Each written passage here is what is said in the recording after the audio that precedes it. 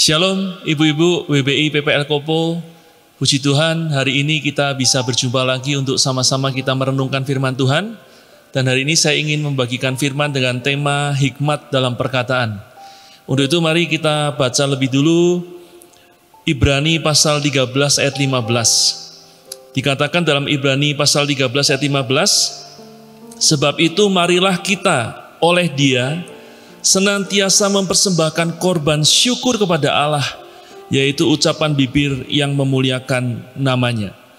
Nah ibu-ibu, dari ayat ini kita tahu bahwa ternyata setiap perkataan kita yang baik, yang benar, dimanapun kita katakan, kapanpun kita katakan, kepada siapapun kita katakan, itu merupakan sebuah perwujudan syukur kita kepada Allah.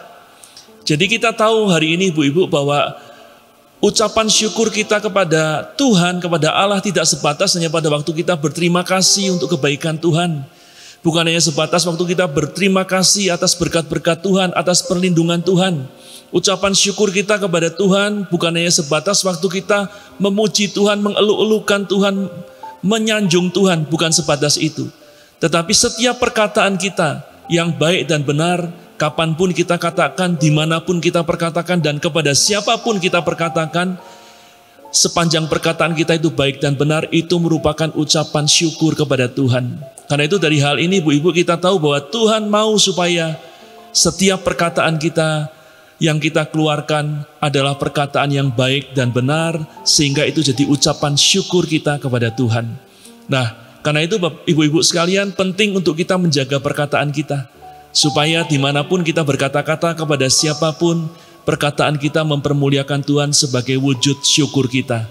Dan sekaligus ibu-ibu, setiap perkataan kita akan menunjukkan apakah kita berhikmat atau tidak. Saya percaya orang yang berhikmat, dia pasti akan berkata-kata dengan baik dan benar, ya, sehingga ucapannya semuanya mempermuliakan Tuhan, menyenangkan Tuhan, dan sekaligus itu menunjukkan apakah kita orang berhikmat atau tidak. Dan ini penting ibu-ibu, kenapa? Karena kita tahu ada ungkapannya, wanita itu suka berbicara, ya, sehingga dikatakan kalau dibandingkan dengan pria, ya, seorang pria rata-rata sehari berkata-kata 5.000 kata katanya, ya. Tetapi wanita lebih daripada itu. Ada yang mengatakan wanita sehari minimal harus ngomong sebanyak 25.000 kata. Ada yang bicara katanya, ada yang menyatakan bahwa 25.000 kata masih kurang, harus 35.000 kata, ya. Berapapun yang jadi kebutuhan setiap wanita dalam perkataannya, tidak masalah ibu-ibu, ya. Dan kita memang tahu wanita itu suka ngobrol, suka bicara. Tetapi yang terpenting adalah bagaimanapun juga, dimanapun juga, kepada siapapun kita selalu berusaha supaya setiap perkataan kita adalah perkataan-perkataan yang baik dan benar, sehingga mempermuliakan Tuhan. Dan itu menunjukkan bahwa kita adalah wanita yang berhikmat. Amin ibu-ibu.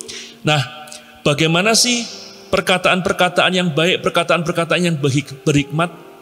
Tentunya banyak sekali kriterianya ya ibu-ibu ya. Kalau kita mau sebutkan bagaimana sih perkataan yang baik dan benar, wah banyak sekali poin-poin yang kita bisa sampaikan. Tapi dalam kesempatan ini saya ingin mengajak kita untuk belajar bagaimana sih perkataan yang berhikmat, dari kita membandingkan perkataan dari dua wanita dalam Alkitab ini ibu-ibu. Yang pertama kita akan melihat perkataan dari istri Potifar ibu-ibu. Ya, dalam Kejadian pasal 39 dikisahkan waktu Yusuf ada di rumah Potifar, dikatakan Tuhan menyertai Yusuf sehingga apa yang dikerjakan Yusuf semuanya berhasil. Dan itu membuat Potifar semakin mempercayai Yusuf, dan Yusuf jadi orang ya yang dipercaya untuk semua urusan dalam rumah tangga Potifar. Tetapi ternyata hal ini juga membuat istri Potifar jatuh hati kepada Yusuf. Dan kita tahu istri Potifar berkali-kali mengajak Yusuf untuk melakukan perzinahan, tapi Yusuf selalu menolak ibu-ibu, ya. Dan kita juga baca dalam Kejadian 39, suatu saat waktu Yusuf ada di dalam rumah sedang bekerja, ada juga istri Potifar di situ. Dan di dalam rumah hanya ada mereka berdua ibu-ibu. Dan istri Potifar kembali merayu Yusuf, dia memegang Yusuf, ya, menarik Yusuf untuk mengajak dia berzina, tetapi Yusuf menghindar dengan cara dia melepaskan jubahnya, ya, yang dipegang oleh istri Potifar, dan Yusuf sendiri lari keluar dari rumah. Dan kita tahu kisah selanjutnya, akhirnya istri Potifar mengatakan bahwa Yusuflah yang mau menggoda dia. Ya, dan sebagai bukti dia menunjukkan jubah Yusuf yang ditinggalkan menurut istri Potifar. Dan kita tahu itu adalah fitnah dari istri Potifar. Nah, ibu-ibu, setelah Potifar datang, ya, istri Potifar mengadu kepada Potifar. Dalam Kejadian 39 ayat 19 dikatakan, baru saja didengar oleh tuannya, ya, perkataan yang diceritakan oleh istrinya kepadanya, begini begitulah aku diperlakukan oleh hambamu itu, maka dikatakan bangkitlah amarahnya. Jadi ibu-ibu, setelah Potifar datang, istrinya menceritakan tentang fitnahnya kepada Yusuf, Yusuf begini begitu dan lain sebagainya, sehingga dikatakan Potifar yang tadinya lagi nggak marah tiba-tiba bangkit amarahnya. Nah, dari hal ini ibu-ibu kita belajar bahwa ternyata perkataan seorang wanita, seorang istri itu bisa membuat orang lain, baik suaminya, keluarganya maupun orang lain yang tadinya nggak marah jadi marah. Ya. Dan menurut saya ini adalah buah perkataan yang tidak berhikmat, buah perkataan yang tidak baik. Karena itu ibu-ibu, kalau kita ditanya seperti apa sih perkataan yang tidak berhikmat, seperti apa perkataan yang nggak baik, maka kita bisa jawab bahwa perkataan yang nggak berhikmat, yang nggak baik adalah waktu kita memperkatakannya membuat orang lain jadi marah, membuat orang lain yang tadinya nggak marah jadi panas hati dan lain sebagainya. Dan saya mau ajak kita untuk membandingkan perkataan istri Potifar ini dengan perkataan istrinya Nabal, ibu-ibu, yang namanya Abigail. Ya, kalau kita baca dalam 1 Samuel 25, nanti diceritakan bahwa Nabal, suami Abigail, itu punya peternakan. Dan kemudian Daud dan pasukannya sering berada di dekat peternakan tersebut. Sehingga tanpa sadar, ibu-ibu, Daud dan pasukannya seolah-olah menjaga peternakannya Nabal sehingga peternakannya Nabal itu aman, gak ada yang mengganggu.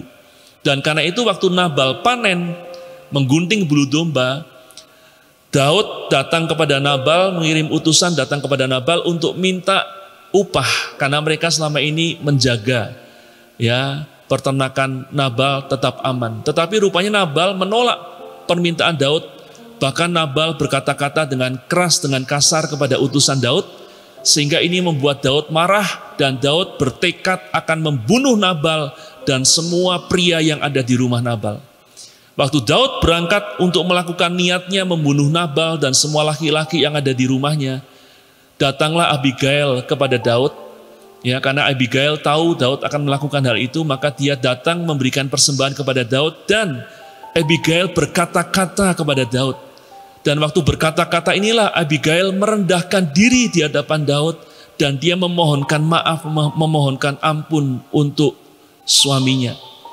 Dan ajaib ibu-ibu, Daud yang datang dalam keadaan marah, panas hati, ya, bahkan bertekad mau membunuh Nabal dan semua pria yang ada di rumahnya, hatinya jadi berubah ibu-ibu. Karena itu di 1 Samuel 25 ayat 32 sampai 34 firman Tuhan berkata, lalu berkatalah Daud kepada Abigail, terpujilah Tuhan Allah Israel yang mengutus engkau menemui aku pada hari ini.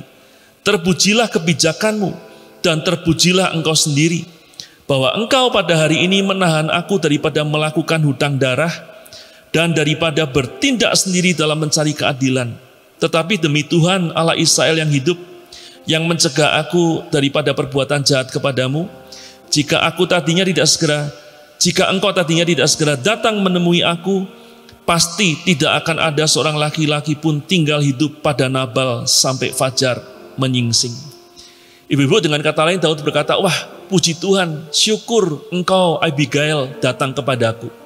Kalau engkau nggak datang kepadaku, maka besok pagi Nabal pasti sudah aku bunuh, dan semua pria yang ada di rumah Nabal juga aku bunuh. Karena itu Daud bersyukur Abigail datang kepada Daud dan berkata-kata yang baik, ya, sehingga membuat amarah Daud surut, dan Daud membatalkan niatnya untuk membunuh Nabal dan seisi rumahnya. Dan karena itu Daud berkata, Abigail menolong Daud, sehingga Daud tidak bersalah kepada Tuhan, tidak menumpahkan darah. Nah ibu-ibu, dari perkataan dua wanita ini kita menyimpulkan bahwa perkataan yang berhikmat itu membuat orang yang marah jadi tentram, jadi adem. Perkataan yang berhikmat membuat orang yang tadinya emosi panas hati jadi reda emosinya, jadi reda panas hatinya. Perkataan yang berhikmat membuat orang yang tadinya marah menjadi nggak marah lagi. Tetapi sebaliknya perkataan yang tidak berhikmat justru membuat orang yang tadinya baik, tadinya adem, tadinya nggak marah, jadi emosi, jadi panas hati. Nah karena itu ibu-ibu, mari saya mengajak kita untuk introspeksi diri kita. Selama ini apa dampak dari perkataan-perkataan kita, baik kepada keluarga kita, ya, kepada suami, anak-anak, ya, dan kepada keluarga yang lain, atau kepada orang lain, kepada rekan sekerja, rekan usaha, rekan sepelayanan, ya, rekan satu peka mungkin. Apakah perkataan-perkataan kita selama ini membuat orang yang tadinya marah jadi reda atau hilang amarahnya, atau justru sebaliknya? Perkataan-perkataan kita membuat orang yang tadinya nggak emosi jadi emosi, ya. Apakah perkataan-perkataan kita membuat orang-orang yang tadinya berseteru jadi berdamai, atau sebaliknya? Karena perkataan kita, ya, dua orang yang tadinya berdamai justru jadi berseteru, jadi bertengkar. Nah, bagaimana buah perkataan kita selama ini? Karena ini akan sangat menentukan. Yang pertama, apakah ucapan kita mendatangkan kemuliaan bagi Tuhan atau tidak? Apakah ucapan-ucapan kita menjadi ucapan syukur kepada Tuhan atau tidak? Sekaligus ini menjadi ukuran apakah kita ini wanita berhikmat atau tidak. Nah karena itu ibu-ibu, bagaimana supaya kita membangun diri kita jadi wanita yang berhikmat, kita bisa menjaga perkataan kita. Ada 3 hal yang mau saya sampaikan dengan singkat. Yang pertama, Filipi 4 ayat 8 berkata demikian ibu-ibu. Jadi akhirnya saudara-saudara, semua yang benar, semua yang mulia, semua yang adil, semua yang suci, semua yang manis, semua yang sedap didengar, semua yang disebut kebajikan dan patut dipuji, pikirkanlah semuanya itu. Kalau kita mau setiap perkataan kita adalah perkataan yang baik, kalau kita mau setiap perkataan yang keluar dari mulut kita adalah perkataan yang baik, maka ibu-ibu yang pertama kita harus selalu menjaga pikiran kita, sehingga kita berusaha selalu memikirkan segala yang baik, yang benar, yang mulia, yang adil, ya, yang manis, sedap didengar, dan lain sebagainya. Waktu kita membiasakan diri untuk selalu berpikir yang seperti itu, maka otomatis nanti perkataan kita selalu akan mengeluarkan perkataan yang baik. Amin ibu-ibu. Contoh, kalau kita biasa khawatir, ya, maka tanpa sadar nanti setiap perkataan-perkataan kita akan bernada atau ada nuansa kekhawatiran dalam setiap perkataan kita. Karena itu berusahalah. Memang tidak ada satu orang pun yang bebas dari rasa khawatir. Tapi ibu-ibu usahakan waktu kita khawatir, kita tidak membiarkan kekhawatiran kita berkembang sehingga mempengaruhi pikiran kita. Justru waktu kita khawatir, kita harus mengingat firman Tuhan, mengingat janji Tuhan, mengingat kebaikan-kebaikan Tuhan yang selama ini kita alami, sehingga itu menetralisir, ya, meredakan kekhawatiran kita, sehingga pikiran kita tidak dipenuhi dengan kekhawatiran. Dan waktu pikiran kita tidak dipenuhi dengan kekhawatiran, maka otomatis perkataan-perkataan kita juga tidak mengeluarkan perkataan-perkataan yang bernada atau bernuansa khawatir. Demikian juga hal yang lain, perkataan yang lain ibu-ibu. Karena itu sekali lagi, bagaimana menjaga supaya perkataan kita baik, dimulai dari menjaga pikiran kita. Segala sesuatu yang kita pikirkan, biarlah yang baik, yang benar, yang manis, yang disebut kebajikan, dan lain sebagainya. Amin. Yang kedua ibu-ibu, Matius 15 ayat 18-20 bagian A berkata demikian. Tetapi apa yang keluar dari mulut berasal dari hati, dan itulah yang menajiskan orang. Karena dari hati timbul segala pikiran jahat, pembunuhan, perzinahan, percabulan, pencurian, sumpah palsu, dan hujat. Itulah yang menajiskan orang. Nah ibu-ibu, dari ayat-ayat ini kita belajar bahwa bagaimana supaya kita menjaga perkataan kita supaya baik. Yang kedua, kita harus menjaga hati kita. Karena apa yang keluar dari mulut itu berasal dari hati. Amin ibu-ibu. Nah, apa bedanya menjaga hati dengan menjaga pikiran ibu-ibu? Kalau menjaga pikiran adalah menjaga hal-hal yang sama ini kita renungkan, ya, kita pikirkan dalam pikiran kita. Tetapi kalau menjaga hati, itu kita harus menjaga hati kita waktu kita melihat sesuatu yang terjadi di sekitar kita. Menjaga hati artinya kita harus menjaga respon kita terhadap segala sesuatu yang terjadi di sekeliling kita. Segala sesuatu yang dilakukan oleh sesama kita kepada kita. Kita harus jaga supaya responnya selalu baik, sehingga dengan demikian kita menjaga hati kita selalu baik. Contoh ibu-ibu, kalau misalnya ada seseorang yang berkata-kata menyakiti kita, maka kita harus segera memberikan respon untuk apa? Menjaga hati kita, supaya jangan sampai hati kita jadi pahit, jadi marah karena perkataan orang tersebut. Nah, itu namanya kita jaga hati. Sehingga kalau kita bisa menjaga hati kita ibu-ibu, maka waktu kita berkata-kata tentang orang tersebut, kita tetap bisa mengatakan yang baik.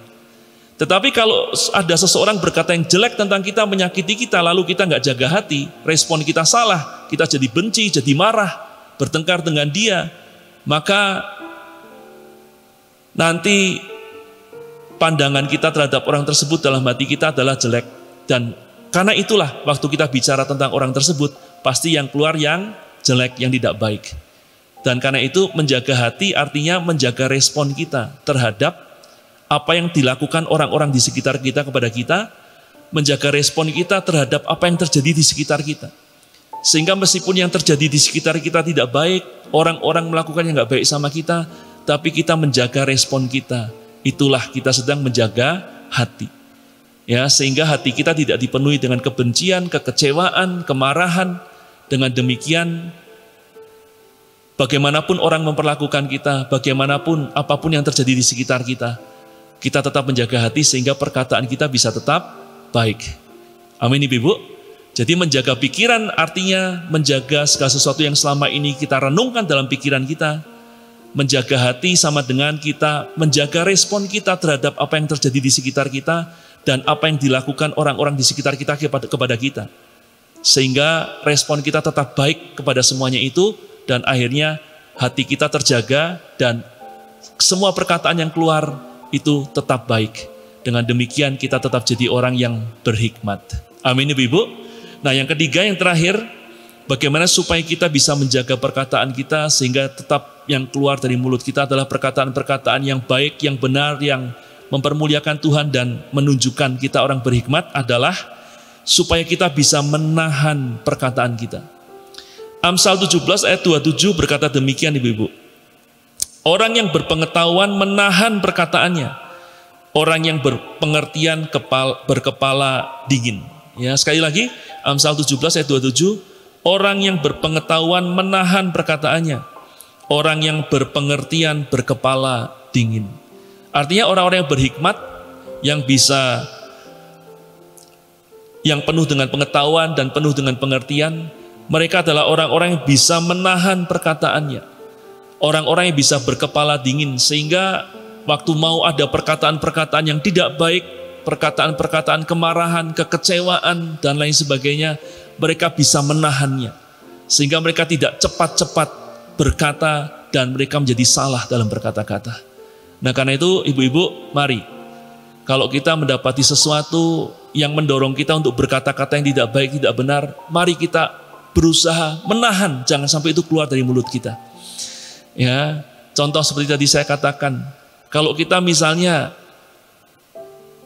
disakiti oleh seseorang, perkataan seseorang, ya kita waktu memikirkan, merenungkan perkataan dia mungkin emosi, panas hati, sehingga kita bisa teledor dengan perkataan kita.